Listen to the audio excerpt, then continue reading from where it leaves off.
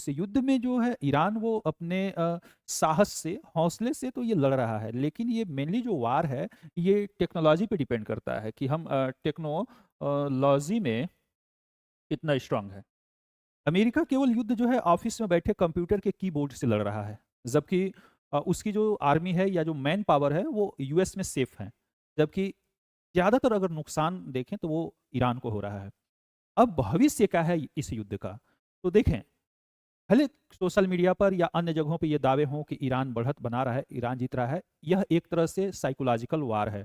इसमें by sympathy, by hurt जो है वो ईरान को सपोर्ट किया जा रहा है, लेकिन लॉन्ग टाइम तक अगर हम देखें तो ईरान इस युद्ध में टूट जाएगा। उसका रीजन है कि उसका साहस तो है लड़ने का, लेकिन जो टेक्नोलॉजी की बात करें तो वो इसराइल और अमेरिका के टेक्नोलॉजी के आगे जो है ईरान नहीं लंबे समय तक रुक पाएगा।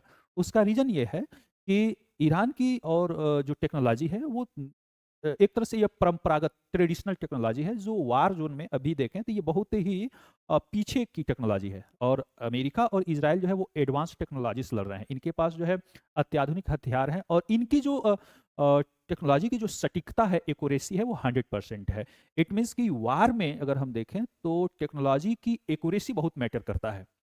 अब वो चीज़ नहीं रहे कि ऑन बैटल जो है दो देशों की आर्मी आ रही है और वो लड़ रही है। अब वो वार नहीं रहे। आने वाले फ्यूचर में हम देखें तो वार वही जीतेगा जिसकी टेक्नोलॉजी पे पकड़ होगी, और साथ ही साथ जिसकी एयर स्पेस में पकड़ होगी। और इस मामले में अमेरिका और इजराइल आगे हैं। तो ईरान इस युद्ध को अपने साहस के अकॉर्डिंग तो खींच रहा, लेकिन इन द लास्ट जो इसका जो रिजल्ट है उसमें यही होगा कि ईरान हार जाएगा।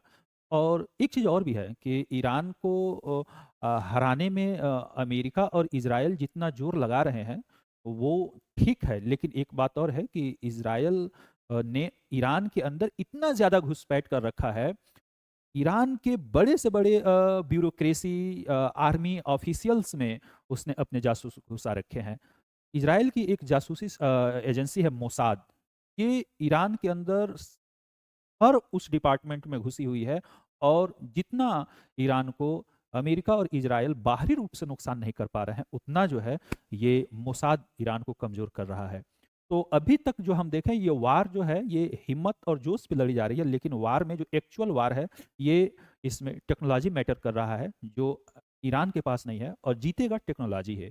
तो इस तरह से हम देखें तो ईरान को कमजोर करने में पहला तो मोसाद का रोल है, जो उसके घर घर अंदर तक घुसे हुए हैं। और एक तरह से हम कह सकें कि देखिए ये जो कम्युनिटी है ना, चाहे वो ईरान में हो चाहे अरब में हो, इनको बड़ी इजीली जो है पैसे की लालच हो, खान पान की लालच हो, रहन सहन की लालच हो, ये इजराइल देकर उनमें गद्दार क्रिएट कर देता है। तो ऐसे ये गद्दार भरे पड़े हैं, और यही वो हैं जो ईरान को कमजोर कर किए हैं।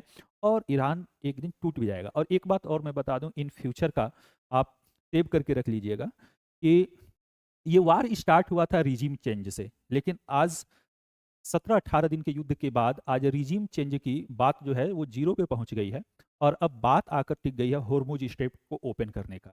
वास्तव में ये रिजीम चेंज करने का युद्ध ही नहीं था।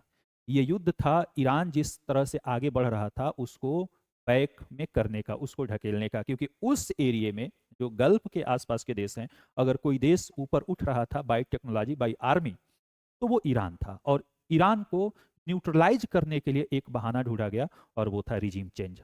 रिजीम चेंज का वास्तव में मकसद ही नहीं था, मकसद था ईरान को न्यूट्रलाइज करना, जीरो पर लाना। और वो इसमें वो सफल हो गए।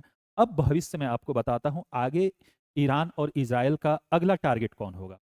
मेन है वहां पर उस एरिए में उभरती हुई जो शक्तियां हैं उनको न्यूट्रलाइज करना। ईरान जब गिर जाएगा, ईरान के गिरने के बाद अरब जो है, अरब उनके पपेट बन जाएंगे। अरब वैसे भी अमेरिका और इजराइल के तो पिछलग्गू थे ही, लेकिन ईरान के गिरने के बाद अरब जो है एक लाइक डॉग्स पपेट की तरह जो है इजराइल और अमेरिका के पीछे हो जाए। क्योंकि अब उनको एक जो सपोर्टिव बॉडी थी, मेनली जो है ईरान स्ट्रांग होता तो नो डाउट वो अरबों को जरूर स्ट्रांग देता, बाई रिलीजियस कारण उसका बनता। लेकिन अब देखें तो अरब तो पपेट्स बन ही जाएंगे। तो बचे कौन से वो देश जो इसराइल के लिए इन फ्यूचर जो खतरा बन सकते हैं? वो हैं तुर्की और पाकिस्तान। तुर्की और पाकिस्तान दो देश ऐसे हैं जो उस रीजन में अपनी अभी भी थोड़ी सी पकड़ बनाए पड़े हैं। तो ये भी ध्यान रखें कि ईरान गिरने के बाद अगला टारगेट इजराइल का होगा तुर्की और पाकिस्तान। इनका भी निश्चित है। ये बिलीव ना हो, इस आप रील को, इस टॉपिक को आप सेव करके रख लें, इन फ्यूचर में आपको देखने को मिलेगा।